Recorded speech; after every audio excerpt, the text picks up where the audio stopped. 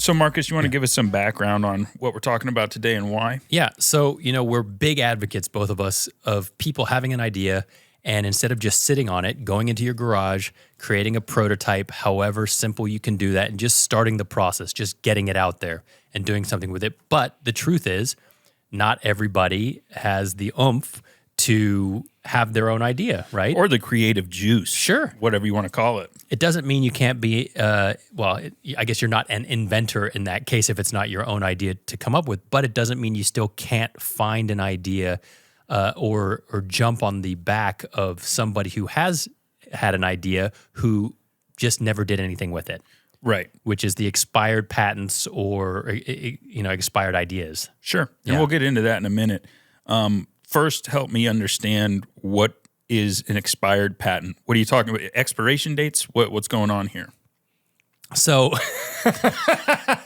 no, really. I mean, think about it. Some people don't realize that a patent's done in 20 years. Yeah, right. So, that's the thing is you can search for those, and regardless, you have to upkeep all this stuff. Like I'm still in the patent pending stage. You just got your patent, right? You were just granted that. But if you don't upkeep that or renew it or refresh it or come up with something a little new down the line, that is going to eventually expire. And that gives kind of a free rein to people to come in and use that for their own ideas. And so that's what an expired patent is, like you said, in 20 years. And there are no end of those. And you can do a search. You actually went through the process just to make it easy for our listeners. How do you do a Google search on it? Yeah. So what you do is I recommend using Google Patent. You've mentioned it before on the podcast, but it's a lot bit more intuitive than the USPTO, Patent and Trademark Office. And you can set parameters in Google Patent, and you can search specifically for patents that maybe were filed and approved in the 90s, say 1990 to 2002. That way it's got to be expired by now. And then you can search keywords. So we'll go in a little bit later into detail about a couple inventions that we found that we think we could expand upon, maybe do right. But essentially, it's just that. Google Patents, plug in some parameters. That's how you find expired patents. And then there's also abandoned patents. If someone filed a patent 10 years ago, and at the I believe there's a 10-year mark, you have to file some kind of upkeep. If they didn't do it, it's abandoned. It's done. Public domain. Yep. All right, so first let's kind of explain. We forgot the disclaimer. We are not lawyers. We don't pretend to be. We just slept at a Holiday Inn last night. So take what we say with a grain of salt. This is our experience. I hate doing those because it's such like a pussy move. Like, don't sue me. Obviously, we're not freaking lawyers. You ever heard a lawyer this dumb? So what I'm getting at is take this with a grain of salt, but this can really help kickstart what you're trying to do. So first, I want to talk about leading up to how we would execute this. Public domain. It's pretty much what it sounds like. It's something that is open source, free to use. No one owns it, or they used to own it. They don't anymore. This could be copyright. This could be patent, trademark, you name it. So this applies to expired patents because after the 20-year mark, they are then public domain. Okay, getting kind of redundant, but you guys get the gist of it. Okay, so the big benefit to using information from expired patents for inspiration and innovation is, like we said, not everybody has the creative juice to do what they want to do or to think of something novel. You can expand off of old patents. You can gain inspiration from them. You could think of them more as an opportunity to create a brand that works. This guy created something in the 90s. It never got traction, but it was maybe he didn't market it right. Maybe he thought it could only be used for lawns, and it ended up being used for boats, and that was more of a lucrative market. So little tiny details. There's a million reasons a patent or a product would fail or never take off.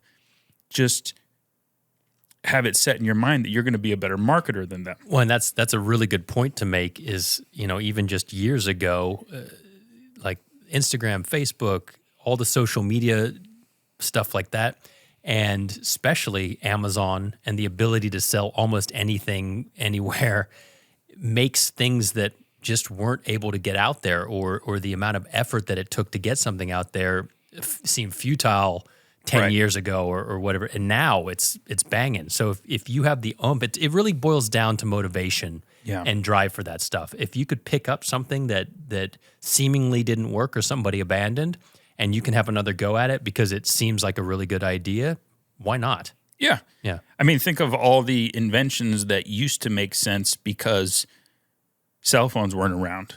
You had that lady said, "Oh, I have an idea for a Bluetooth speaker on my roof or something, and it's going to be a device that the receiver is linked to the to the speaker." And you said to her, "Well, we have cell phones. That's more of an app." Yeah. So cell phones consolidated a lot. On the flip side, if someone in the 90s had an idea for an invention that was like, they had the idea for Snapchat. I want to send my friends photos from this device to this one. So we got to create the devices now. That's an example of something that was made in the 90s, would have failed because we didn't have cell phones. But now it's a kick-ass idea for an app. Yeah. So much can change. There's so much opportunity there. That's what I'm getting at. So case studies. I did a little bit of research. We've all heard of Dyson vacuums. I have one sitting over there in the corner. They're kick-ass. They'll suck a golf ball through a garden hose. Sir James Dyson, I think it was in the 1980s, he gained inspiration from current and expired patents. So essentially, he found a expired patent that utilized this cyclone suction technology, but never got off the ground. And he said, "That's mine." Yoink. And he ganked it. And he did it right. And you think anybody's mad at him for that? Hell no. Well, and Dyson, I mean, he's the standard. I feel like for inventors, the standard person where you're like, did he do it his first time? No, it took him 400 billion times to get it right, and it did. Right? Yes. And I think that's also a good, the biggest thing with this, the whole invention process and creating the products and the manufacturing is consistency and motivation and not giving up on it. And that's where you can really benefit from all those people who did by doing a search through that stuff, getting some good ideas. Just a tidbit of info there. Don't instantly try to, snatch up that expired patent and then pay to have another patent or something similar. You forget that these things are like $6,000, $8,000, $10,000 a pop. Like, get it all down, get your research down, get your prototypes down. You're still going to have to do all that back work to make it happen. You just don't have to have the original idea. Yeah. Pop quiz. How many patents do you think the USPTO issues per year? Oof. So many. To be exact. Okay, let me just... You're wrong. It's 300,000 to 400,000 patents. Oh, I would have said 100,000. Oh, okay. Well, that would have worked. I was afraid you were going to say 500,000. No. It's 300,000 to 400,000 patents they issue per year. Yeah. There is an ass load of ideas out there. Yeah. And they're all, I guarantee you, in the reality of things, you ever notice there's 10 types of people you meet? There's the abrasive guy, there's the guy who's completely self-aware, the guy who's self-centered. There's basically only 25 personalities in the world. I think it's really the same with these invention ideas. There's only a few thousand principles and concepts of the way things can move and shake. These patents, I guarantee you, are so freaking redundant. Mm-hmm. It's a big, messy, silly system. When you get on Google Patents, just look at the first ones that come up. The first 300 in the feed are going to be Microsoft's new process for a secure network from point A to point B. And it's literally just a flow chart that they patented. Mm-hmm. It's not even a physical product. The point I'm making is there is a absolute endless amount of ideas on there. You're going to have to sift through a lot of boring crap, a lot of people patenting flowcharts, people patenting sticks, but there is everything. I remember when I was in my 20s living in Illinois, we were living in a small town and everybody had a get-rich-quick scheme. And me and this guy he was my friend's dad, so he was quite a bit older than me, but we bonded on a lot of stuff. And he would always think of new things. And then I told him about Google Patents. I'm like, yeah, but it probably already exists. And sure enough, he would find that tailgate flip down toolbox thing that he had the idea to invent. And he would get mad and, it's done, screw it. And we were so ignorant back then, that doesn't mean anything. We didn't even look at the date on that patent. We didn't even get on Google to see if they actually followed through with manufacturing it. Right. So be smart about it. Every idea you can think of, there's probably some iteration of it that's been made in the past couple hundred years that you can expand upon.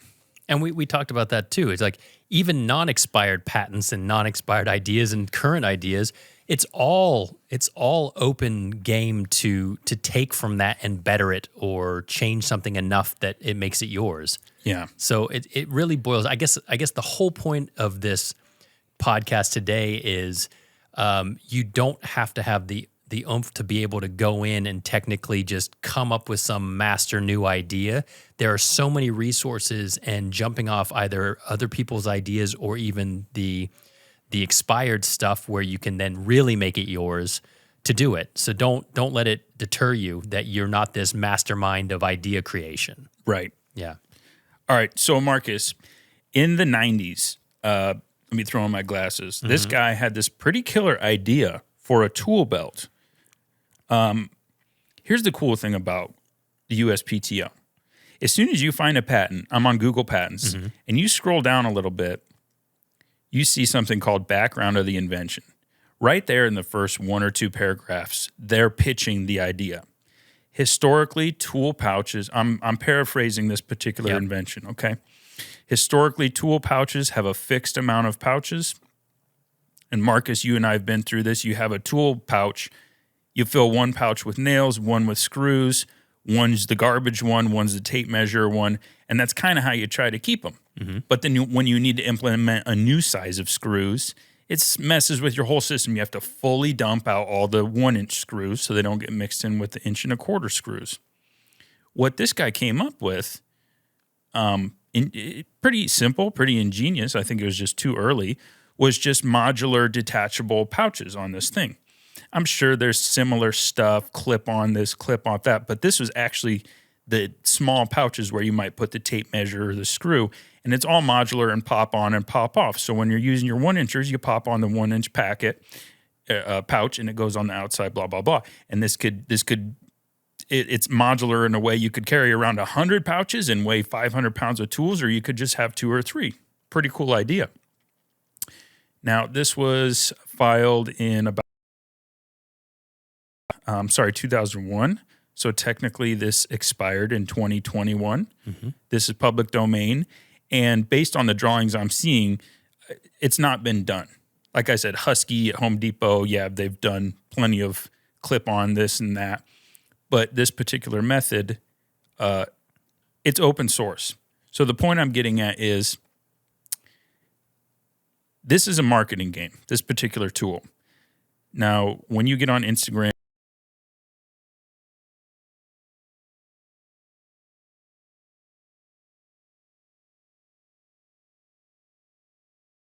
Are you tired of mixing this screw with that screw?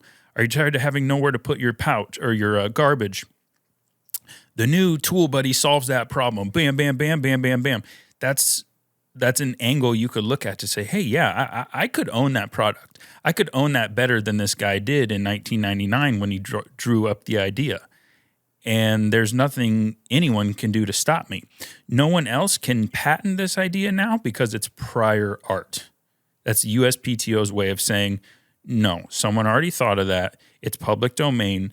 You don't get to claim that as yours, but you're free to make the product. You're free to sell the product. And you're also free to expand on it and then repatent it. Yes. Or patent it. It's not repatenting, but it's patenting based on your new additions, yeah. Yeah, because you'll think of something even better.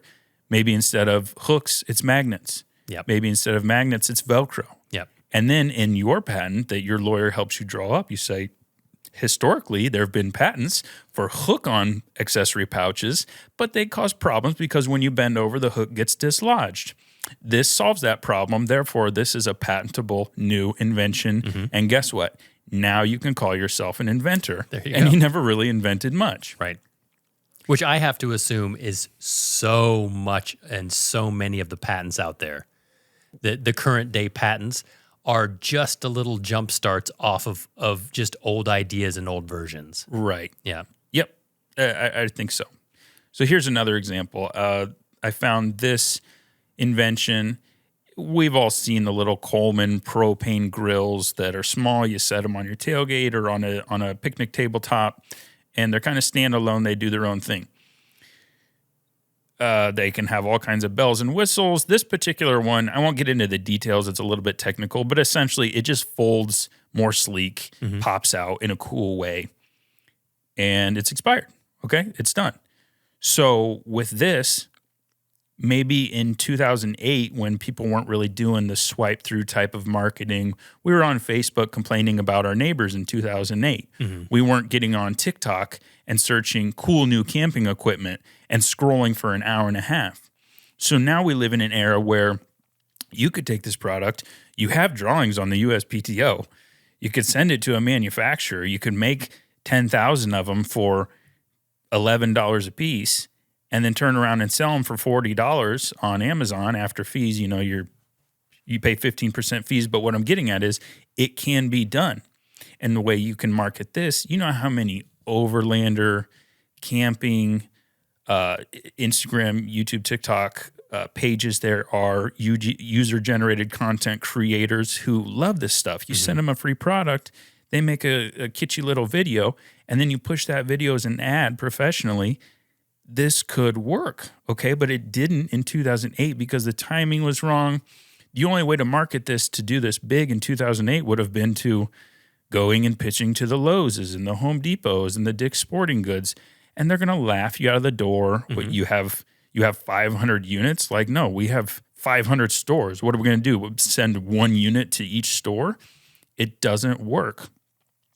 So that's another prime example of a great way to exploit expired patents. You know, we also talked about patents are super important in the long game. I don't think so much in the short game.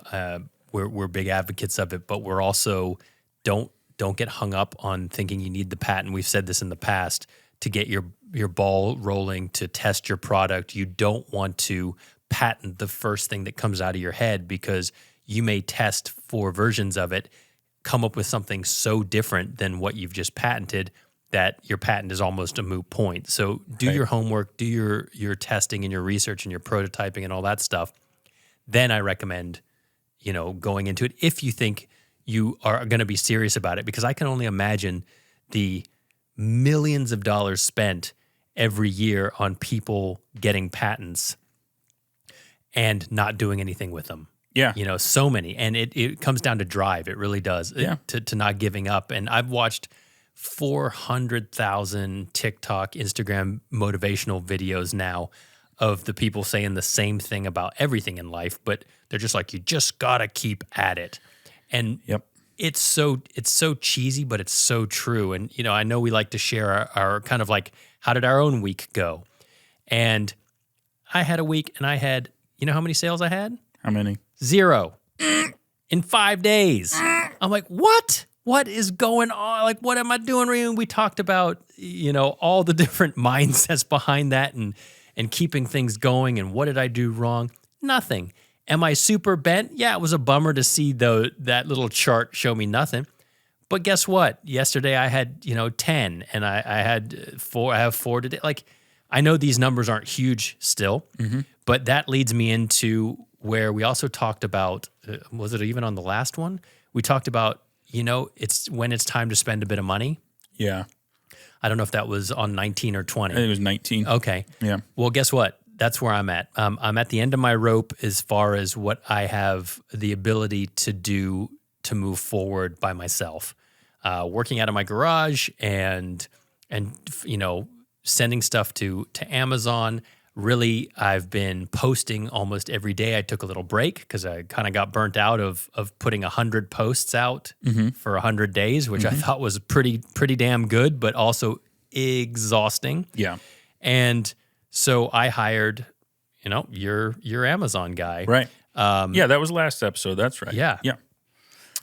So big shout out to Alfonso, but I cannot tell you how excited I am to get a breath of fresh air in there. And these things, you also got to think of the other costs that go along with it.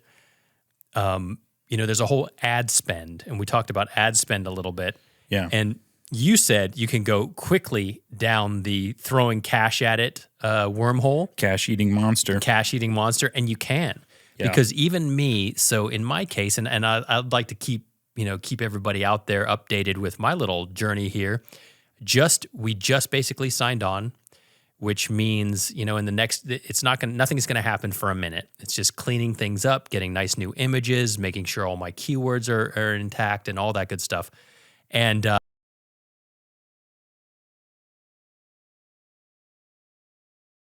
recommended in the very basic part, $10 to $15 per parent ASIN. So what does that mean? Basically, you have a product, and then you might have variations of that product. So let's say you have 3 products. Those are your parent ASINs. Those are basically your, I have quick tight end anchors. Then I have a 4-pack and I have an 8-pack. And those would all fall under one page. Then I have a dog leash version and I have a fitness version. Those are 2 separate ones. And then I have a fitness version 2-pack. So that one falls under my fitness.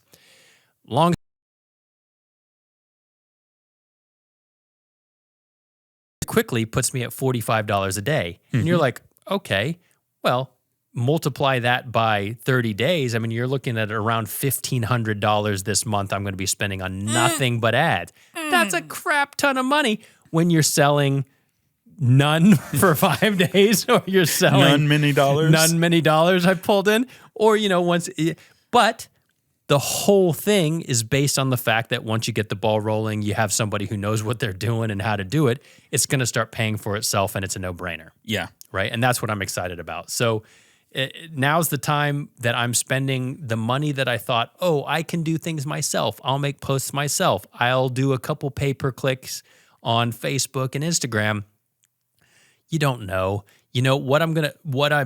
I'm probably going to tell you in the next week or 2 weeks or 3 weeks or however long it is I'm going to look back and not regret, because you have to go through this process, but say, man, I wish 2 months previous to this, I just would have spent the money and had somebody who knows what they're doing handle it, and me not try to piecemeal my $50 campaign here. And okay, I'm going to try 2 days at $100. That's already $250, $300 I've spent for nothing. I'll share one thing, which Alfonso was great. He's like, well, let's look at, he has access to some of the behind the scenes stuff, which I actually have access to. I just don't know what it means. I'm the same way. It's there. I don't know how to use it. But he looks and he goes, okay, so you did a campaign, and I talked about this previously, where is it better to spend less but for longer? It is, opposed to putting, $100 a day for 2 days. On a weekend. Right. So he looks at that campaign. He's like, okay, so you spent $200 over 2 days. He goes, you got no sales off of this one. And I'm like, all right. And he says, let's look at what keywords people were searching to find your product. And I said, okay. And he goes, adult fidget spinners. What? So here's how that worked and why it didn't. So people who were looking up adult fidget spinners somehow then saw my product pop up. Right? Mm-hmm. So they probably looked at it and didn't know exactly what it was. So they clicked the link, which then cost me money. Yeah. That eats out of my $100 a day budget. Yeah, it's about $1.20, $1.50 could be per click. It could be. Which is a lot of money when you think about every person clicking. Yeah. So in 2 days, ate my $200 on people basically looking for fidget spinners, opening up my page, being like, that's not a fidget spinner. Yeah. And then just going to another page. So there went my $200. It's like basically putting dollars into going to Vegas and putting ding, ding, ding, ding. In 2 minutes, it's gone. Yeah. So that's where somebody like Alfonso is so important, because now he's going to totally do away with the fidget spinner idea. And now it's going to be people who are looking up ratchet straps or anchors or deck anchors or dock anchors or whatever it may be. And those people are going to be going to my page. Yeah. Yeah. What a prime example of the things you just don't understand. Yep. Side note, how the hell am I supposed to title this episode? No, I'm going to bring it back. That's really good. I'm going to bring it back to patents because I had a thought. Do it. On the first segment. So what would and wouldn't you patent? We kind of talk smack. We always talk smack about patents, even though we have them ourselves. We kind of see the redundancy, the act in futility that it could actually be. You and I just had lunch, and we were talking about new inventions that we would come up with and how we would do it today. Yeah. And the first thing you said was, no patent crap. I'm going to make this thing. It's just a straight to Amazon special. Not going to mess with IP. We're not going to get hung up on a lot of details. Just you make a good name. You make good copy. You make good images, infographics, and a couple of videos, and you make a launch plan, and you call it an Amazon product through and through.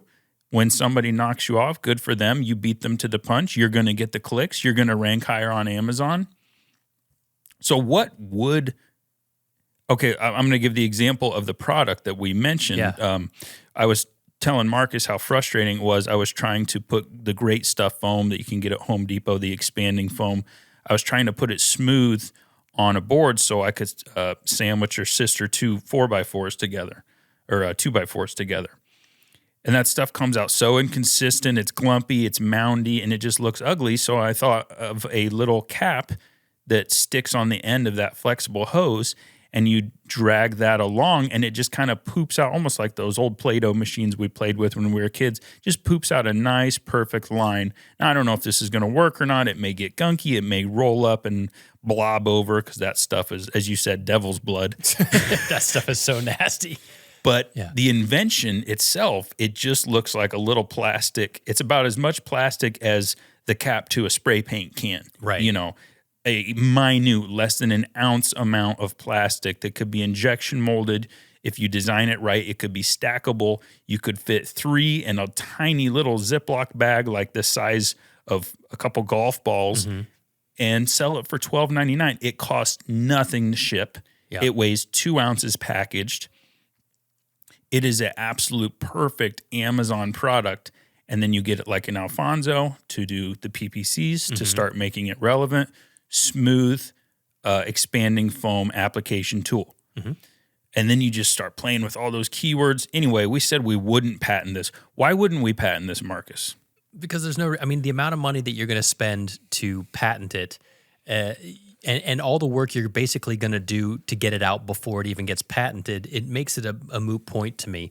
It's like, it's so cheap to make. It's not technical. So it's not like, it's just not, to me, that's just not worth it. I feel like you're going to get it manufactured, get it out there, get it selling way before you're ever going to get a patent even close for that, like the 2 years or however long it's taking now, 2.5 years. Yeah. And all that money could be so much better used in getting it manufactured. And like you said, in the advertising for it, and you're going to be higher ranked. You're going to be just as cheap as everybody else. And there's no reason to go for the number, the one with 2 reviews when you can go the one with, 10,000 reviews or whatever it is. And I do that all the time. You see 10 versions of something, and I automatically am drawn to the one. It's the exact same little rocket or the exact same product or whatever it is, but one has 500 views and one has 10 views. Or ratings. Ratings. Yeah. 10 ratings. So there's just to me, there's just no reason. It's just get it going, get it out there, make your money off of it if you can, and then move on. Yeah. Yeah. I think the affinity with patents is the idea that people don't exactly understand how the market works. In other words, they think of an idea and they think, this is what's going to make me rich. This is what's going to get me out of my 9 to 5. And if someone takes it from me, I'll kill myself because this is my one and only. The reality is someone could hear the idea. They're not going to take it. They're not going to do what you could do with it. We've talked about that a lot, and I hate to talk about it again, but it's so very important. So in my opinion, the only time patents come in to play is when you have like a, quote, change the world invention. I always have this pipe dream of creating perpetual motion, like to actually do it. You're not smart enough. with magnets on a wheel or something. I think I'm just dumb enough to make it work. Maybe. All the best minds are working on things that Newton didn't disprove back in the 1600s. But I'm just dumb enough to say, F Newton, Galileo, F Socrates. But, screw all that stuff. Why did we all put so much faith in something some guys said in the 1400s or whenever the hell they were alive? Anyway, when I do create perpetual motion, that's like a government come to your house, put a bullet in the back of your head type of invention.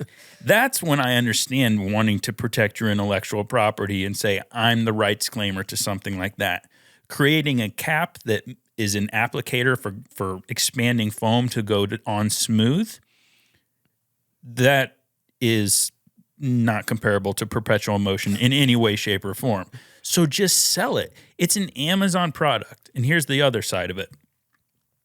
You think, I'm going to patent it so I can go to Home Depot and I can sell it in Home Depot. You're still wrong. The patent doesn't give you the right to go sell it. The patent gives you the right to fight it in court. Right. Your distribution path, I hate to say it, is Amazon for products like that for the first 3, maybe even 5 years. And that's fine. You can make hundreds of thousands of dollars. If it really takes off, it could be $1 million product per year. No problem. But you don't start with Home Depot. You don't know what kind of logistics issues you're going to get into. No, you just have the product made, get it here, inspect it, ship it to Amazon, market it. Oh, and that's you brought up a good point, is just the ability to bring something to market and to saturate the market is so much quicker now. Back in the day, you had some idea and the advertising was totally different and you might be, regional. Now you pop that on Instagram, Facebook, the whole spiel, and all of the United States knows about your product within a day. You're seeing a ton of people. I see these people inventing hats and belts and just different things and they're killing it. They're killing it on an Instagram or they're killing it and there's just no reason why you don't automatically quickly could possibly saturate the market with your simple little cool thing. Right. So, but I mean, and bringing it back to, you said people, they just aren't going to do anything with that idea. I think that is the biggest thing we've said. Should you be afraid to tell your friends if you have an idea? Let's make that even bigger. Should you be afraid to tell the world that you have an idea, which would be a non-patented product? Yeah, the next person is not going to go through all the things that you have to do to get that thing up and running and out and on Amazon and ready to go. No, they're just not. No, they're not. And even if they do, they're going to be late to the game. There you go. They're going to be dancing by themselves. Yep. It's a first to market, and whoever carries the most passion. Now, by contrast, if I see that you're doing something on Amazon, but you're not running pay-per-click, your product images suck, and your price is either too low or too high, I'll find a way to wiggle in there and do it better. So be passionate. Don't think, I'm just going to throw it on, and some guy on a YouTube ad before I YouTubed how to make passive income 2023, and a YouTube ad popped up about FBA. Ignore that. It's not that simple. Mm-hmm. You're not just grabbing something off Alibaba, throwing it on Amazon, and making money. The margins are gone. It's saturated. No, have something that's your own, believe in it, and sell the hell out of it. Mm-hmm. And the money will come. It will be a byproduct. Well, I think that pretty much wraps it. We got the point across. We certainly helped people who maybe don't have the creative mind like you and I do. I know we have at least a dozen inventions apiece in our phones, which we don't even bother to mess with because you can only do one at a time and you got to do it right. But for those of you who need that one idea to get you kicked off, the expired patent method is very viable. If it was good enough for Dyson, it's good enough for you guys.